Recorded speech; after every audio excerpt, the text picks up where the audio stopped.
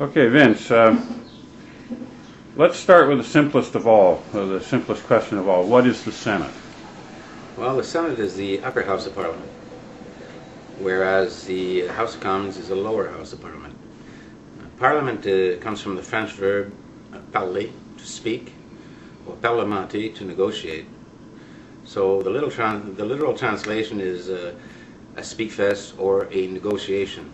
That's Parliament, but the Senate, you're saying, is the upper part of Parliament. Like we tend not to think of our senators, I think, as parliamentarians or as members of Parliament, but you're saying that's actually what they are. They're members of Parliament in the upper house, not in the elected lower house. Yeah, the Senate is representative of the interests of the people, but in their provincial capacity. That is, the Senate is supposed to represent the provinces in Parliament.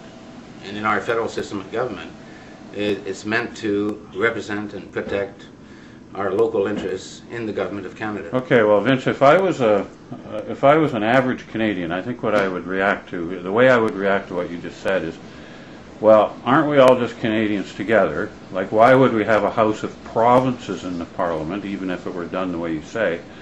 Like, aren't we all just Canadians together? Like, why would we need a House of Provinces? What would your answer be to that? Well, the answer is that Canada is founded on a deal.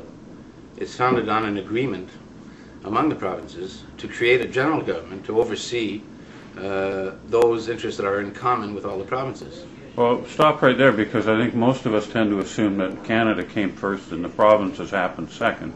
You're saying no, the provinces were there before Canada. Yes, Confederation was an agreement among the provinces to create a general government to unite all of the provinces of British North America. Originally, Canada was the territory around Quebec City. It was an Algonquin territory. Canada means... Okay, but that's all sort of history. But yeah, when you get to the sort of political history of what we call Canada, you're saying it began with several provinces combining. Now, did they give up their identities when they combined into Canada? No, so this federal system of government was meant exactly to maintain the individuality of the provinces. That's what it was designed to do.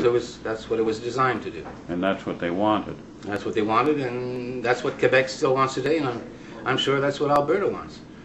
And the Maritimes and everybody else. I think many people are of that view, although you hit lots of Canadians who say, well, why don't we just forget all about provinces and all just be Canadians together?